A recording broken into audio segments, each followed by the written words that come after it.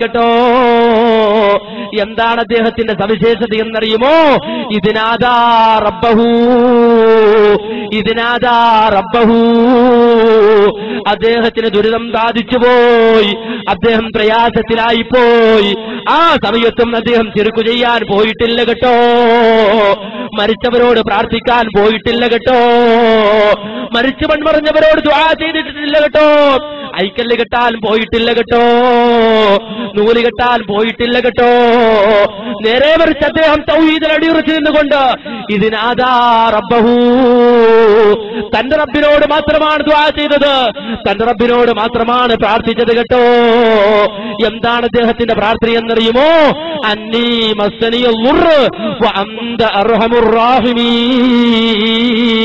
പടച്ച തമ്പുരാനെ, അയ്യൂബിനിതാ ദുരിതം ബാധിച്ചു പോയി, പ്രയാസം ബാധിച്ചു പോയി, എനിക്ക് ദുആ ചെയ്യാൻ, എനിക്ക് പ്രാർത്ഥിക്കാൻ നീയല്ലാതെ മറ്റാരുമില്ല തമ്പുരാനെ, എനിക്ക് ശമനം നൽകാൻ നീയല്ലാതെ മറ്റാരുമില്ല തമ്പുരാനെ.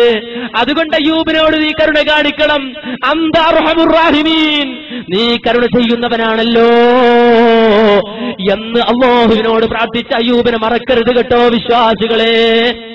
വിശുദ്ധ ഖുർആൻ ഒരു സ്ഥലത്ത് അങ്ങനെ അയ്യൂബ് നബിയുടെ ചരിത്രം പറഞ്ഞപ്പോ വിശുദ്ധ ഖുർആൻ സൂറത്ത് സാദിൽ അല്ലാഹു പറയുകയാണ്, വദ്കുർ അബ്ദനാ അയ്യൂബ്, നമ്മുടെ അടിമയായ അയ്യൂബനെ നിങ്ങൾ ഓർക്കണേ വിശ്വാസികളെ, അയ്യൂബനെ നിങ്ങൾ മറക്കരുതേ വിശ്വാസികളെ. എന്താണ് അദ്ദേഹത്തിന്റെ പ്രത്യേകത എന്നറിയുമോ? ഇതിനാദാ റബ്ബഹു, അദ്ദേഹം തന്റെ റബ്ബിനോടാ ദുആ ചെയ്തത്, റബ്ബിനോടാ പ്രാർത്ഥിച്ചത്. അന്നീ മസ്സനിയ ശൈത്താനു ബിനുസുബിൻ വഅദാബ്, പടച്ച തമ്പുരാനെ, പിശാചെന്നെ ദുരിതത്തിലാക്കിയിരിക്കുന്നു, എന്നെ പ്രയാസപ്പെടുത്തിയിരിക്കുന്നു, അതുകൊണ്ട് എനിക്ക് രക്ഷ നൽകണേ തമ്പുരാനെ എന്ന് അയ്യൂബ് നബി അലൈഹിസ്സലാത്തു വസ്സലാം റബ്ബിനോടാ ദുആ ചെയ്തത്. നിങ്ങൾ ചിന്തിക്കണം, ഏത് സമയത്താണ് അയ്യൂബ് നബിയുടെ ഈ പ്രാർത്ഥന എന്നറിയുമോ? എല്ലാവരാലും ഉപേക്ഷിക്കപ്പെട്ട് വീടിന്റെ മൂലയിൽ ഒരു കീറപ്പായിൽ ശരീരമാസകലം വൃണാവൃതമായി കിടക്കുന്ന സമയത്ത് തന്റെ ഭാര്യയും തന്റെ ഭാര്യയുടെ സഹോദരനും അയ്യൂബ് നബി എടുത്തുകൊണ്ടുപോയി കുളിക്കുവാൻ വേണ്ടി ഒരു മറയിലിരുത്തി. ആ മറയിലിരുന്ന സമയത്ത് ശരീരത്തിലേക്ക് ഇങ്ങനെ നോക്കിയിട്ട് ആ ചലമുലിക്കുന്ന ശരീരം, വൃണാവൃതമായ ശരീരം, ആ ശരീരം വൃണാവൃതമായി വേദനിക്കുന്ന ആ ശരീരം, അതേ ചലമൊലിക്കുന്ന ആ ശരീരം, അത് കണ്ടിട്ട് മനസ്സ് നൊന്നിട്ട് അയ്യൂബ് നബി അലൈഹിസ്സലാത്തു വസ്സലാം റബ്ബിനോട് പറഞ്ഞ വാചകമാണ്, പടച്ച തമ്പുരാനെ, പിശാചിടപെട്ട് അവനിതാ എനിക്ക് പ്രയാസമേൽപ്പിച്ചിരിക്കുന്നു, നീ എന്നോട് കരുണ കാണിക്കണമെന്ന ആ സമയത്ത് അയ്യൂബ് നബിയോടല്ല പറഞ്ഞപ്പോ അല്ലാഹു സുബ്ഹാനഹു വ തആല ആ സമയത്ത് അയ്യൂബ് നബിയോട് പറഞ്ഞ വാചകം, ഉർകുൽ ബിരിദിലിക്, ഉർകുൽ ബിരിദിലിക്, അയ്യൂബേ നീ പ്രയാസപ്പെടണ്ട, നീ എന്നോട് ദുആ ചെയ്യുന്നവനാണ്, എന്നോട് പ്രാർത്ഥിക്കുന്നവനാണ്, നീ തൗഹീദിന്റെ വാഗ്ദാവാണ്, നീ സമ്പത്ത് പോയപ്പോഴും മക്കൾ നഷ്ടപ്പെട്ടപ്പോഴും രോഗബാധിതനായപ്പോഴും തൗഹീദിൽ അടിയുറച്ചു നിന്ന് ഒരു മുവഹിദാണ് നീ, അതുകൊണ്ട് തന്നെ നിന്നെ സംരക്ഷിക്കുക എന്നത് എന്റെ ബാധ്യതയാണ്. അതുകൊണ്ട് ഉറുക്കുള്ള പിരിചിരിക്ക, നിന്റെ കാലം നനക്കൂ അയ്യൂബേ.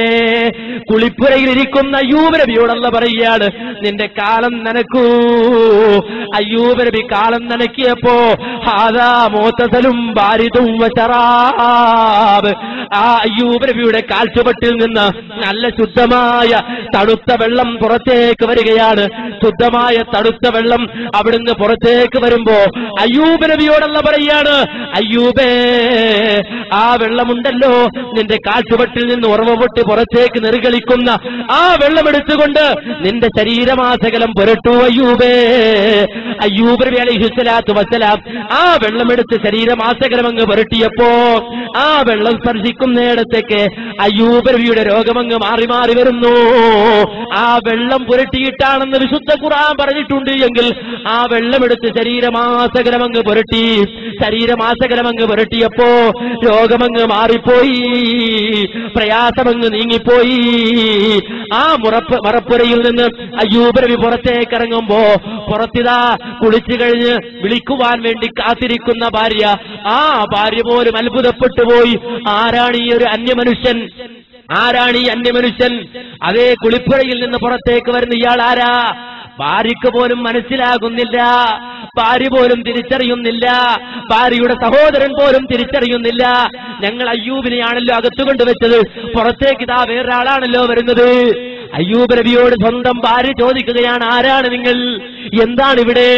ആ സമയത്ത് പുഞ്ചിരി തൂകിക്കൊണ്ട് മറയിൽ നിന്ന് പുറത്തേക്ക് വന്ന അയ്യൂബ് നബി പറയുന്നു, ഞാൻ മറ്റാരുമല്ല, നിങ്ങൾ എന്നെ കൊണ്ടുവച്ച അയ്യൂബുണ്ടല്ലോ, നിന്റെ ഭർത്താവായ അയ്യൂബുണ്ടല്ലോ, നിന്റെ അളിയനായ അയ്യൂബുണ്ടല്ലോ, ആ അയ്യൂബ് തന്നെയാണ് ഞാൻ. പടച്ച തമ്പുരാൻ എനിക്ക് ശമനം തന്നിരിക്കുന്നു, എന്റെ രോഗം മാറിയിരിക്കുന്നു, എന്റെ പ്രയാസം നീങ്ങിയിരിക്കുന്നു എന്ന് അയ്യൂബ് നബി ആ സമയത്ത് മറുപടി പറഞ്ഞു എന്ന് അല്ലാഹുവിന്റെ ഖുർആൻ പറഞ്ഞു തന്നിട്ട്, അതിന് ഇബ്നു ജരീർ തബ്രി തഫ്സീർ എഴുതിയിട്ട് അതുപോലും വായിച്ചു നോക്കാതെ, അതുപോലും പഠിക്കാതെ മുജാഹിദികളെ വിചാരണ നടത്താൻ വേണ്ടി ഇറങ്ങിയതാണോ നിങ്ങൾ? മുജാഹിദികളെ ചോദ്യം ചെയ്യാൻ ഇറങ്ങിയതാണോ നിങ്ങൾ? മുജാഹിദികളെ മുശ്രിക്കാക്കാൻ ഇറങ്ങിയതാണോ നിങ്ങൾ? നിങ്ങളെ മടവൂരികൾ പറ്റിച്ചത് തന്നെ.